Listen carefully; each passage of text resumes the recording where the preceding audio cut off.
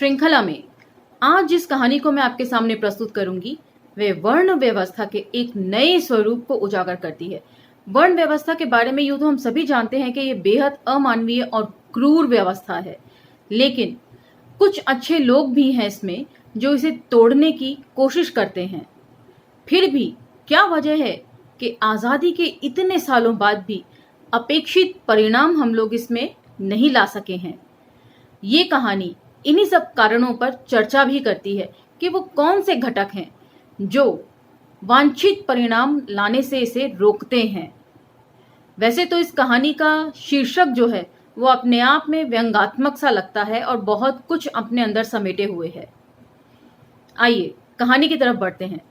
आभासी दुनिया के मेरे दोस्तों, शालिनी बोल रही हूं। जय भीम, हुल जौहार। कहानी का शीर्षक है ब्रह्मास्त्र।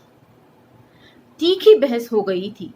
इर्द गिर्द बैठे लोग रवि कुमार और ढोंडियाल की इस बहस में रुचि ले रहे थे। टिप टॉप का माहौल ही ऐसा था।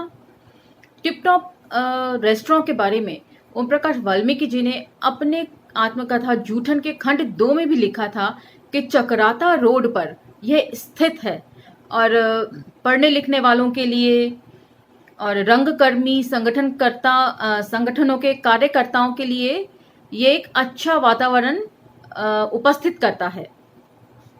टिप टॉप का माहौल ही ऐसा था। कभी कभी तो बहसें इतनी ऊंची हो जाती थी कि सड़क से गुजरते लोग भी खड़े होकर उसे सुनने लगते थे। उस रोज भी यही हुआ। रवि कुमार और ढोंडियाल जोर जोर से एक दूसरे पर चिल्लाने लगे थे।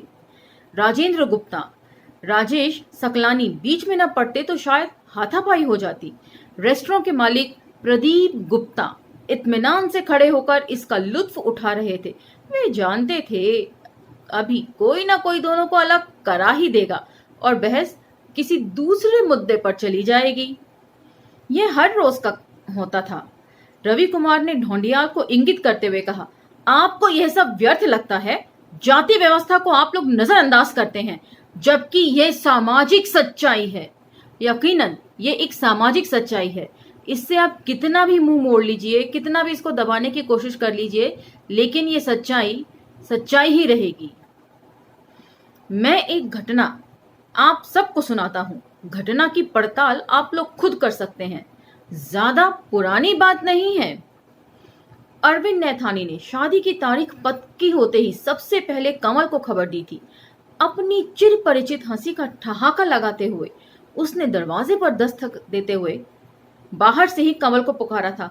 कहाँ दुपक कर बैठा है, बाहर आओ। आवाज सुनकर कमल ने दरवाजा खोला। आओ अरविंद, बहुत खुश दिख रहे हो, क्या बात है? कमल ने हंसते हुए अरविंद को अंदर खींच लिया था। खुशी की बात है, शादी की तारीख पक्की हो गई है। एक बढ़िया सा सूट सिलवा लो, बारात में चलना है। अरविंद ने उत्साहित होकर कहा। बारात कहाँ जाएगी? कमल ने पूछा। टिहरी जाएगी बारात, अरविंद ने उत्तर दिया। अरविंद नैथानी और कमल कुमार दोनों ने डीएवी कॉलेज में एक साथ डिग्री ली थी। अरविंद को सर्वे ऑफ इंडिया में नौकरी मिल गई थी और कमल को बैंक में नौकरी मिल गई थी। अर्थात दोनों ही दोस्त अच्छी अच्छी पोस्ट पर लग गए थे। कमल की शादी में अभी देर थी, पिताजी गुजर गए थे। छोटी बहन और मां की जिम्मेदारी कमल पर आ गई थी। सभी को लगता है कि पहले बहन की जिम्मेदारी पूरी कर लें, उसके बाद अपने ऊपर ध्यान दें। कमल के पिताजी छावनी में सफाई कर्मचारी थे और गड़ी डाकरे में रहते थे। अरविंद के पिताजी भी सर्वे ऑफ इंडिया में थे और हाथी बड़कला सर्वे कॉलोनी में रहते थे। सर्वे कॉलोनी में रहते थे, ये जरूर शायद सर्वे ऑफ इंडिया के एम्प्लॉइज के लिए खास तौर पर तैयार की गई कॉलोनी होगी कोई।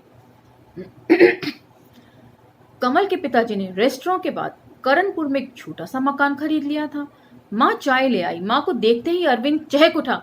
आंटी जी, आप सबको मेरे घर आना है शादी में। जरूर आएंगे बेटा, हम सब की तरफ से तुम्हें बधाई, माँ ने खुश होते हुए कहा। बधाई नहीं आंटी जी, आपका आशीर्वाद चाहिए। अरविंद ने अपनापन दिखाया। खुश रहो बेटा, इसी तरह हंसते खेलते रहो, माँ ने आशीष दिया। कमल को चुप देखकर अरविंद ने फिर ठहाका लगाया। तुम इतने खामोश क्यों हो? नहीं, कोई खास बात नहीं, बैंक में कुछ प्रॉब्लम है, पता नहीं छुट्टी मिलेगी भी या नहीं, मैनेजर ने कर्फ्यू लगा रखा है। कमल ने निराशा भरे स्वर में कहा। कमल चाहे जो भी हो तुम्हें बारात में चलना है, अरविंद ने जिद की। अरविंद, मैं खुद इस दिन का इंतजार कर रहा था, लेकिन इस मैनेजर का क्या करें? कमल ने दुखी मन से कहा। मैं कुछ नहीं जानता, तुम्हें बारात में चलना है, तुम साथ नहीं होगे तो मेडिकल लीव ले लेना, अपना डॉक्टर नेकी कब काम आएगा? अरविंद ने जोर देकर कहा। अरविंद का पक्ष लेते हुए माँ ने कहा, कमल बारात में आएगा, परेशान मत हो। माँ ने अरविंद को आश्वस्त किया। कार्ड छपकर आ गए थे। अरविंद स्वयं आया था कमल को कार्ड देने। बारात सुबह 10 बजे रवाना होगी, तुम जल्दी आ जाना, अरविंद ने कमल को कार्ड देते हुए कहा था। एक साथ कई झूठ बोलने पड़े थे कमल को। तब कहीं जाकर मैनेजर ने 2 दिन की छुट्टी मंजूर की थी। जो लोग सरकारी दफ्तरों में काम करते हैं वे जानते हैं कि क्या क्या प्रपंच रचने पड़ते हैं छुट्टी लेने के लिए। कमल 9 बजे से पहले ही अरविंद नैथानी के घर पहुंच गया था। हाथी बड़कला की सर्वे कॉलोनी में काफी चहल पहल थी। अरविंद के घर के पास एक बस खड़ी थी जिसके इर्द गिर्द बच्चे धमा चौकड़ी मचा रहे थे। ड्राइवर सामने के शीशे को रगड़ रगड़ कर चमका रहा था। बस से थोड़ा फासले पर अरविंद के पापा मिल गए थे। आओ कमल, अरविंद तुम्हारा इंतजार कर रहा है, जाओ सभी अंदर हैं। कमल को देखते ही अरविंद उछल पड़ा। तुम्हारे उस हिटलर मैनेजर ने छुट्टी दे दी, यहाँ आओ, इनसे मिलो, ये है मेरे जीजा जी और ये है मेरा भांजा सुधीर, आईआईटी दिल्ली में पढ़ाई कर रहा है। जीजा जी, ये है मेरा खास दोस्त कमल कुमार, बैंक में है, अरविंद ने परिचय कराया। उनसे मिलकर कमल को अच्छा लगा था। एक एक करके बाराती बस में बैठने लगे थे। कमल अभी भी अरविंद के पास ही बैठा था। पारंपरिक रस्में चल रही थी। कमल, आप भी बस में बैठ जाओ, जीजा जी ने कमल से कहा। बैठ जाऊंगा, बाकी लोगों को बैठने दीजिए, मेरी फिक्र ना करें, कमल ने आत्मीय स्वर में कहा। अरविंद को लेकर घर की स्त्रियां बाहर आ गई थीं। अरविंद ने कमल से कहा, चलो तुम सीट ले लो, बस में लंबा सफर है। कमल बस में बैठने के लिए चल दिया। अरविंद अभी भी स्त्रियों के समूह से घिरा हुआ था। काफी सारे रीति रिवाज होते हैं हमारे भारतीय शादियों में, तो ये उनमें से एक है। बस में चढ़ने के लिए कमल ने पायदान पर पैर ठीक से रखा भी नहीं था कि तेजी से आते पंडित माधव प्रसाद भट्ट ने उसे टोका। तू कहाँ जा रहा है? पंडित की आवाज काफी तल्ख थी। बारात में जा रहा हूँ, कमल ने कड़वाहट को अनदेखा करते हुए सहज भाव से कहा। बारात में? पंडित माधव प्रसाद भट्ट ने हैरानी जताई। जी हाँ, कमल अभी भी सहज था। तू कैसे जा सकता है बारात में? पंडित ने तिक्तता से दोहराया। क्यों, मैं क्यों नहीं जा सकता? कमल ने पायदान से पैर खींच लिया और पंडित के ठीक सामने तनकर खड़ा हो गया था। तुझे बारात में चलने के लिए किसने बुलाया? पंडित ने कटुता से कहा। अरविंद ने। कमल ने सहजता से कहा। तू अपनी औकात में रहे, ये बस टिहरी जा रही है और टिहरी देहरादून नहीं है, यह ध्यान रखना। जा वापिस अपने घर, इसी में खैर है। पंडित का एक एक शब्द उपेक्षा और घृणा की आग से भरा था, जिसकी तपिश में कमल एक बार की झुलस गया था। इस अचानक हमले को से वह स्वयं को संभाल नहीं पाया था, लेकिन दूसरे ही पल उसने अपने आक्रोश पर काबू पा लिया था। विनम्रता से बोला, पंडित माधव प्रसाद भट्ट जी, आप। पंडित ने कमल की बात बीच में ही काट दी थी। यह किसी डोम चमार की बारात नहीं है, ये नैथनियों की बारात है जो टिहरी के ऊंचे ब्राह्मणों में जा रही है। इसमें एक डोम के लिए कोई जगह नहीं है, जा अपने घर वापस। तो रह रहकर ओम प्रकाश वाल्मीकि जी के साहित्य में जगह जगह देवभूमि के ऐसे प्रकरण भरे पड़े हैं कि सोचने पर आपको मजबूर कर देते हैं कि आखिर इस जगह को देवभूमि क्यों कहा जाता है, जहां इतनी वर्ण व्यवस्था और इतने कठोर तरीके से और ठीक सामने से लागू होती है। कोई छुपी हुई बात नहीं है इसमें। जगह जगह ऐसे प्रसंग हैं कि लोग आपको बार बार जताते चलते हैं और हर चीज के लिए टोक देते हैं बेधड़क। शायद इसीलिए इसे देवभूमि कहा जाता हो कि यहाँ वर्ण व्यवस्था पूर्ण रूप से लागू है और सुचारू तरीके से इसको रखा भी जाता है। इससे यह भी आभास होता है कि जो हिली एरियाज हैं ऊपर की तरफ, वहां पर दलितों को आने जाने की मनाही है, तो घर खरीदना तो बहुत दूर की बात है। और ये भी पता चलता है कि ऊंचाई पर अच्छे अच्छे जंगल हैं, फॉरेस्ट हैं, जड़ी बूटियां हैं, संसाधनों पर भी एक खास वर्ण का ही कब्जा है। पंडित ने तेज नस्तर से कमल की शख्सियत को तार तार करके रक्त रंजित करने की कोशिश की। यहां पर शब्द तार तार यूज हुआ है और मैं ब्राह्मण नहीं हूं में चिंदी चिंदी यूज हुआ था। कमल को लगा जैसे सामने खड़े माधव प्रसाद भट्ट ने गंदे नाले में धकेल दिया है। नाले की दुर्गंध उसके फेफड़ों में भर गई थी। उसने स्वयं को गंदगी से बाहर निकालने के लिए हाथ पैर मारे, लेकिन चारों ओर गंदगी ही गंदगी भरी हुई थी। उसका दम घुटने लगा था। उसने पूरी ताकत से चीख कर पंडित पर वार करना चाहा था। तब तक पंडित वहां से जा चुका था। शायद पंडित जी को पहले ही आभास हो गया था कि यहाँ कुछ अनिष्ट हो सकता है, इसलिए पहले ही खिसक लिए। और यहाँ पर भी कूड़ा घर और मैं ब्राह्मण नहीं हूं की तरह गंदे नाले से और उसकी दुर्गंध से तुलना की गई है दूषित विचारों की।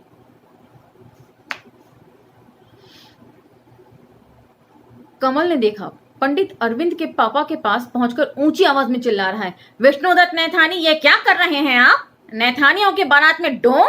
ये नहीं हो सकता। जानबूझकर मक्खी निगल नहीं जाती है।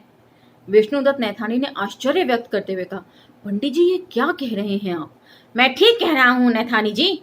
वो जो बस के पास खड़ा है हरे रंग का एयरबैग कंधे पर लटकाए, उसे मैं अच्छी तरह जानता हूं। उसका बाप छावनी में जमादार था, भंगी का काम करता था।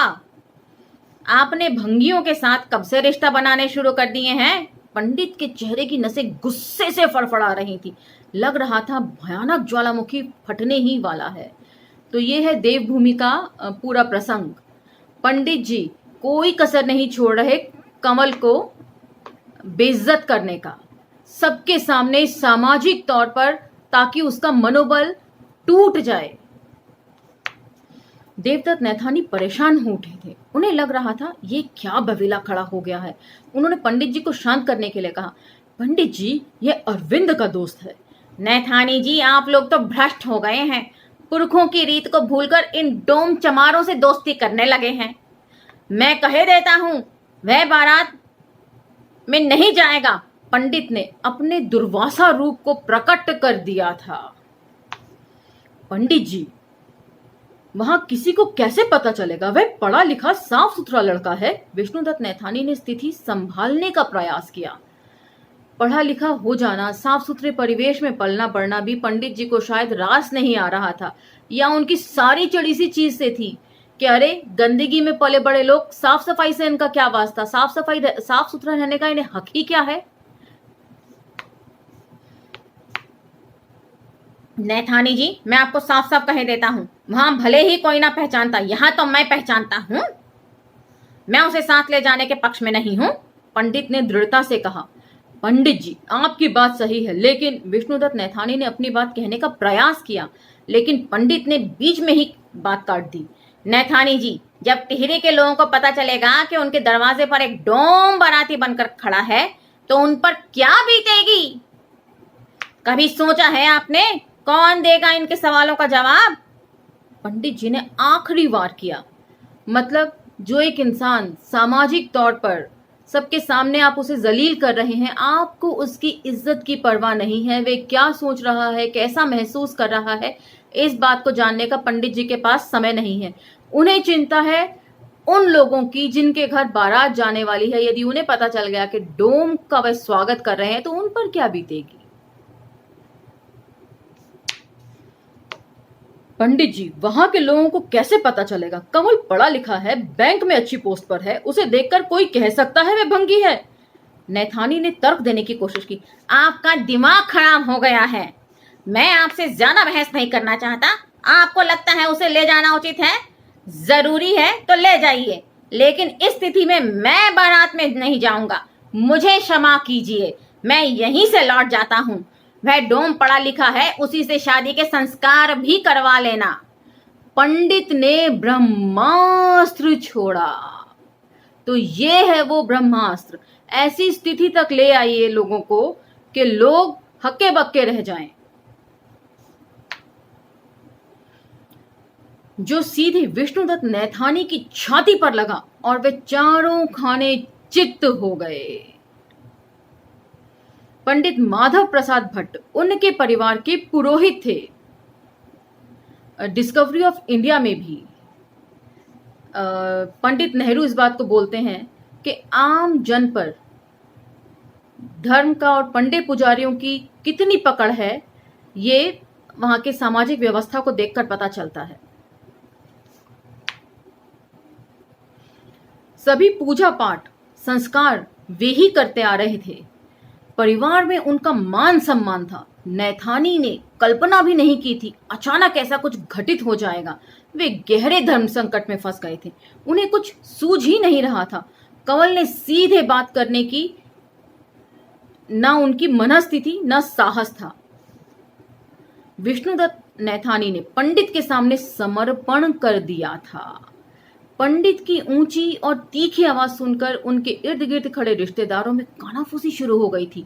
कंवल दूर खड़ा इस तमाशे को भयभीत नजरों से देख सुन रहा था। कैसी विडंबना रही होगी उस वक्त कंवल के सामने। सबके सामने सामाजिक तौर पर अपमानित होना ही अपने आप में, और तब भी खड़े रहना, बहुत दुस्साहस का कार्य है।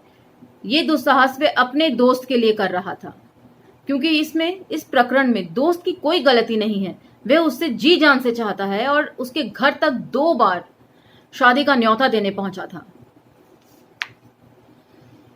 पंडित जी, आप बस में बैठिए, मैं देखता हूं क्या हो सकता है, नैथानी ने बुझे बुझे स्वर में कहा।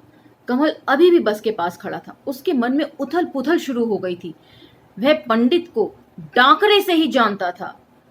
एक भयावह स्थिति में स्वयं को फंसा महसूस कर रहा था। पंडित जी, वहां के लोगों को कैसे पता चलेगा? कमल पढ़ा लिखा है, बैंक में अच्छी पोस्ट पर है, उसे देखकर कोई कह नहीं सकता वह भंगी है। नैथानी ने तर्क देने की कोशिश की। आपका दिमाग खराब हो गया है। मैं आपसे ज्यादा बहस नहीं करना चाहता। आपको लगता है उसे ले जाना उचित है और जरूरी है तो ले जाइए, लेकिन इस स्थिति में मैं बारात में नहीं जाऊंगा। मुझे क्षमा कीजिए, मैं यहीं से लौट जाता हूँ। वह डोम है, पढ़ा लिखा है, उसी से शादी के संस्कार भी करा लेना। पंडित ने ब्रह्मास्त्र छोड़ दिया था। तो ये था वो ब्रह्मास्त्र, उनका ना जाना बारात में। तो आम जनता पर व्यवस्था के नियंत्रण का अंदाजा मंदिर और पुजारी वर्ग की शक्ति से लगाया जा सकता है। कितने शक्तिशाली होते हैं ये, आम जन पर इनका कितना कंट्रोल होता है, कितना अधिकार है कि यदि पंडित जी ने जाने से मना कर दिया तो ये बात ब्रह्मास्त्र है जिसे लौटाया नहीं जा सकता, जो सीधे विष्णुदत्त नैथानी की छाती पर लगा और वे चारों खाने चित्त हो गए। पंडित माधव प्रसाद भट्ट उनके परिवार के पुरोहित थे। सभी पूजा पाठ संस्कार वे ही करते आ रहे थे। परिवार में उनका मान सम्मान था। नैथानी ने कल्पना भी नहीं की थी अचानक ऐसा कुछ घटित हो जाएगा। वे गहरे धर्म संकट में फंस गए थे। उन्हें कुछ सूझ नहीं रहा था। कमल से सीधे बात करने की न उनकी मनस्थिति थी न साहस। विष्णुदत्त नैथानी ने पंडित के आगे आत्मसमर्पण कर दिया था। पंडित की ऊंची और तीखी आवाज सुनकर उनके इर्द गिर्द खड़े रिश्तेदारों में कानाफूसी शुरू हो गई थी। कमल दूर खड़ा इस तमाशे को भयभीत नजरों से देख सुन रहा था। पंडित जी, आप बस में बैठिए, मैं देखता हूं क्या हो सकता है, नैथानी ने बुझे बुझे स्वर में कहा। कमल अभी भी बस के पास खड़ा था। उसके मन में उथल पुथल शुरू हो गई थी। वह पंडित को डाकरे से ही जानता था। एक भयानक स्थिति में स्वयं को फंसा महसूस कर रहा था। एक ऐसी स्थिति जिसके बारे में उसने सोचा भी नहीं था। गड़ी डाकरे में बिताए दिन उसे याद आने लगे थे। आंखों में पिताजी का चेहरा साकार हो गया था। उसे आज भी अच्छी तरह याद है जब पिताजी ने पंडित को सरेआम दौड़ाया था। डाकरे में किराना की दुकान पर कमल के पिताजी सामान ले रहे थे। उसी समय वहां पंडित माधव प्रसाद भट्ट आ गया था। उसने पंडित जी को डोम कहकर एक और हट जाने को कहा। पंडित जी ने पैर से जूता निकाला और पंडित जी की ओर तान दिया था। पिताजी के तेवर देखकर पंडित भाग खड़ा हुआ था। पिताजी ने पंडित को काफी दूर तक दौड़ाया था। ठहर जा डिकोत के बच्चे, तुझे आज समझाता हूं डोम किसे कहते हैं।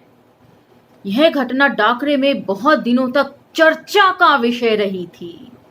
कमल के मन में शंका उभर आई थी कि कहीं पंडित उस घटना का प्रतिशोध तो नहीं ले रहा है। उसने इस विचार को अपने ख्याल से झटक दिया। पंडित के विषैले शब्द अभी भी उसके ज़हन में गूंज रहे थे। सीने में उठते आवेश को वह दबाए रखने की पूरी कोशिश कर रहा था। उसके मन में एक ही सवाल बार बार उठ रहा था, अरविंद भी पंडित के सामने बेबस ही साबित होगा। मतलब दोनों के बीच में वर्ण का भेद है, जातियों का भेद है। ये लोग ब्राह्मण हैं, नैथानी परिवार है, और कमल जो है वो डोम है। और उसे पूरा यकीन है कि उसका दोस्त अरविंद भी बेबस हो जाएगा पंडित जी के आगे, क्योंकि पंडित जी ने साथ न चलने वाला ब्रह्मास्त्र जो छोड़ दिया था।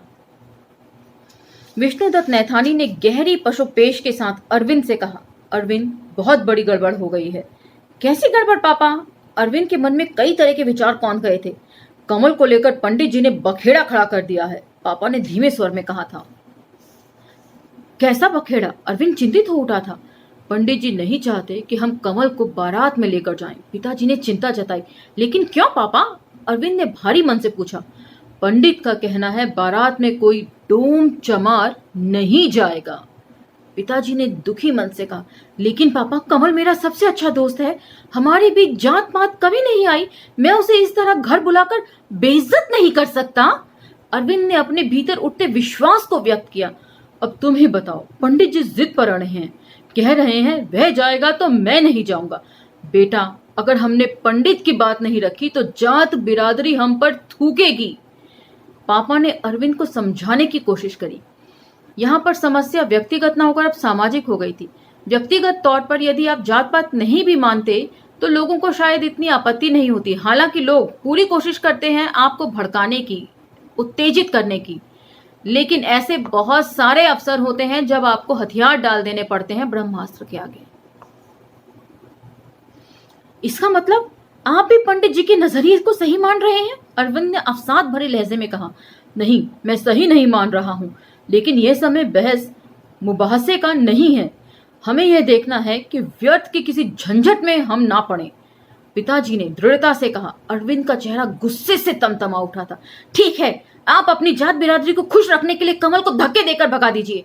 कहिए कि तुम इसलिए बारात में जाने के सुपात्र नहीं हो क्योंकि तुम भंगी हो। बेटा, यह वक्त गुस्सा दिखाने का नहीं है, मामले को रफा दफा करने का है। 10 लोग दरवाजे पर खड़े हैं, तमाशा बन जाएगा। पापा ने अरविंद के गुस्से को पूरी तरह कुचल दिया था, सामाजिकता का भय दिखाकर। तो बताइए मैं क्या करूं? शादी मेरी है, पहले मैं अपने दोस्तों को घर बुलाऊं और फिर समाज के भय से उन्हें अपमानित करके घर से भगा दूं? यही चाहते हैं आप? अरविंद का एक एक शब्द जैसे आग में झुलसकर जिह्वा से बाहर आ रहा था। ऐसी बात नहीं है यहाँ पर कि अरविंद अपने दोस्त कमल के लिए परेशान नहीं था या वे उसे बेइज्जत करना चाहता था, लेकिन सामाजिकता की जंजीरों में उसे इस तरह जकड़ना शुरू कर दिया था कि वह चाहकर भी हिल नहीं पा रहा था। कुछ क्षण के लिए सन्नाटा छा गया था। दोनों अपने अपने भीतर पसरे कोलाहल को भी ठीक से नहीं सुन पा रहे थे। खामोशी तोड़ते हुए पापा ने कहा, अरविंद, तुम कमल को समझा बुझाकर वापस कर दो। यह मुझसे नहीं होगा, मैंने खुद जाकर निमंत्रण दिया था। अरविंद ने भर्राई स्वर में कहा। नहीं बेटा, मेरी बात मान लो। पापा गिड़गिड़ाए। कैसे कह पाऊंगा मैं उससे? मैं उसकी नजरों के सामने कैसे टिक पाऊंगा? अरविंद जैसे स्वयं से ही लड़ रहा था। यह तुम ही कर सकते हो, और ज्यादा देर करना ठीक नहीं। शुभ कार्य से पहले किसी भी प्रकार का विघ्न नहीं होना चाहिए। तुम एक नई जिंदगी की शुरुआत करने जा रहे हो। पापा ने अरविंद को उकसाया। किसी प्रकार का विघ्न नहीं होना चाहिए, अर्थात डोम के बारात में जाने को वजह बनाकर पंडित जी को नाराज नहीं करना चाहिए। पंडित जी का नाराज होना विघ्न डालना है। वे जानते थे कि विघ्न किस तरह का हो सकता है। उनका हुक्का पानी जात बिरादरी से बंद हो सकता है, जो अरविंद के पापा शायद इस स्थिति के लिए तैयार नहीं थे। जो भी करना हो आप खुद कर लीजिए, मैं नहीं जाऊंगा। अरविंद वहां से जाने लगा। नहीं अरविंद, तुम कमल को समझा बुझाकर विदा करो। मैं हाथ जोड़ता हूं, पंडित जी को नाराज करना हमारे हित में नहीं है, इस बात को समझो। पापा ने लगभग रिरियाते हुए कहा। यहाँ पर भी इमोशनल ब्लैकमेलिंग का सहारा लिया गया है अरविंद के जरिए। पंडित जी के ब्रह्मास्त्र को लौटा लो। अरविंद को लगा जैसे वह एकदम जमीन में गड़ने लगा है। उसका कद छोटा हो गया है। उसका उत्साह और उमंग ठंडा पड़ गया था। बात बात में ठहाका लगाने वाला अरविंद जैसे सन्नाटों में घिर गया था। तो ऐसी बात नहीं है कि वर्ण व्यवस्था में सभी लोग बुरे ही हैं, कुछ अच्छे भी हैं। इनका प्रतिशत बेहद कम हो सकता है, लेकिन ऐसा नहीं है। अच्छे बुरे लोग हर वर्ण हर जात में आपको मिलेंगे। उनकी आंखों के सामने तारे झिलमिलाने लगे थे। वह अंदर जाकर एक कुर्सी पर धप्प से बैठ गया। उसे लगा वह कमल के पास चलकर नहीं जा पाएगा। उसकी हताशा बढ़ गई थी। अरविंद ने अपनी छोटी बहन को आवाज दी, रश्मि बाहर जाकर कमल खड़ा है, उसे बुलाकर लाओ जल्दी से। रश्मि कमल को लेकर आ गई। कमल को कंधे पर लटका बैग भारी लगने लगा था। वह बेमन से अरविंद के पास चलकर आया था। अज्ञात आशंकाएं उसे भयभीत कर रही थी। कमल को देखते ही अरविंद की आंखें छलछला उठी थी। आवाज भर्रा गई थी। शब्द गले के भीतर ही अटक गए थे। कमल ने अरविंद के चेहरे पर उभरी रेखाओं में अपने लिए संदेश पढ़ लिया था। कुछ कहने की जरूरत नहीं रह गई थी। पल भर के लिए जैसे समय थम गया था। कितना खूबी से दोनों की मनस्थिति का ओम प्रकाश वाल्मीकि जी ने चित्रण किया है। एक दोस्त जो कुछ कहना चाहता है, लेकिन शोभ के मारे वे कह नहीं पा रहा है। दूसरा दोस्त जो अपने पहले दोस्त को बाखूबी समझता है, उसे लगता है कि अब शब्दों की जरूरत नहीं, उनके मध्यस्थ। कमल ने अरविंद का कंधा थपथपाया। दिल छोटा मत कर यार, अपना क्या है, तुम खुशी खुशी बारात लेकर जाओ, हमारी चिंता मत करो। कमल ने अंतस में उठते भावावेश और गुस्से को मुस्कुराहट में बदलने की कोशिश करी। कमल उस वक्त कुछ और कर भी नहीं सकता था। कसूर उसके दोस्त का नहीं था, कसूर उसके पापा का भी नहीं था। कसूर था सामाजिक व्यवस्था का, जिसने उसे डोम और अरविंद को ब्राह्मण बना के पैदा किया था। कमल मुझे माफ कर देना, यहाँ कुछ नहीं हो सकता, सड़ चुका है सब। अरविंद अपनी बात पूरी भी नहीं कर पाया था, फफक पड़ा था। कमल ने अरविंद के कंधे को पूरी आत्मीयता से दबाया, जैसे सांत्वना देने की कोशिश की। अरविंद ने डबडबाई आंखों से कमल की ओर देखा, लेकिन कमल उन आंखों की ओर देखे बगैर तेज कदमों से बाहर जाने के लिए मुड़ा। बस के पास पंडित खड़ा था। कमल को आते देखकर उसके चेहरे पर घृणा के भाव और ज्यादा गहरे हो गए थे। क्षण भर को कमल पंडित के पास रुका।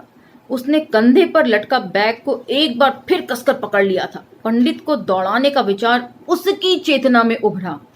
एयरबैग पंडित की खोपड़ी पर मारने के लिए बैग कंधे से उतारा। अरविंद की छलछलाई आंखें सामने आ गईं। बिल्कुल विघ्न पड़ जाता यदि कमल इस तरह से करता तो। कमल ने यहाँ बेहद समझदारी की, अपने गुस्से को जब्त कर लिया, क्योंकि उसके दोस्त अरविंद का यहाँ पर कोई कसूर नहीं था। कमल की क्रोधित मुद्रा देखकर पंडित माधव प्रसाद भट्ट दहशत में आ गया। उसे महसूस हुआ सामने कमल नहीं, उसका बाप खड़ा है, जिसने उन्हें चप्पल दिखाकर दौड़ाया था। पंडित ने वहां से हट जाने में ही अपनी भलाई समझी। चतुर होते हैं, स्थिति को जल्दी से भांप लेते हैं, उसी के अनुरूप अपना कार्य करते हैं। तो ये समझदारी भी सीखने की जरूरत है, मैं समझती हूँ। कमल ने आक्रोश भरी आंखों से पंडित की ओर देखा। पंडित काफी दूर जाकर खड़ा हो गया था। कमल ने एक लंबी सांस खींची और घर की ओर चल पड़ा। उसके भीतर कांच के टुकड़े टूट टूट कर बिखर गए थे, जिसे फिर से जोड़ पाना संभव नहीं था। एक अच्छी दोस्ती ब्रह्मास्त्र के विघ्न के चलते चकनाचूर होकर बिखर गई। शायद कमल और अरविंद के जो संबंध हैं अब पहले जैसे साफ ना रहे। इतना कहकर रवि कुमार चुप हो गया था। टिप टॉप में खामोशी छा गई थी। सबके सामने एक ही सवाल था, आखिर यह सब कब तक चलता रहेगा, कब तक? वसुधा में एक कहानी छपी थी 2003 में। तो ये कहानी हमारे सामने कई सारे सवाल पैदा करती है। उनका समाधान अभी तक भी प्रस्तुत नहीं हो पाया है। यदि कोई सवर्ण किसी निम्न जाति के बच्चे के साथ दोस्ती करे, सखी सहेली बनाए, तो भी ये सामाजिक व्यवस्था ही इतनी कलुषित है कि उसे हर तरीके से रोकेगी। और पंडे पुजारियों का जो नियंत्रण है आम जनता पर, धार्मिक एकाधिकार मैं कहूँगी, वो भी हम यहाँ पर समझ पाते हैं अच्छी तरह इस कहानी में। तो आज की कहानी यहाँ समाप्त होती है। अगली कहानी में मैं फिर आपके सामने हाजिर होंगी। लाइक, शेयर, सब्सक्राइब करना ना भूलें तब तक, और कमेंट बॉक्स में अपनी महत्वपूर्ण राय देना भी ना भूलें हमें। धन्यवाद।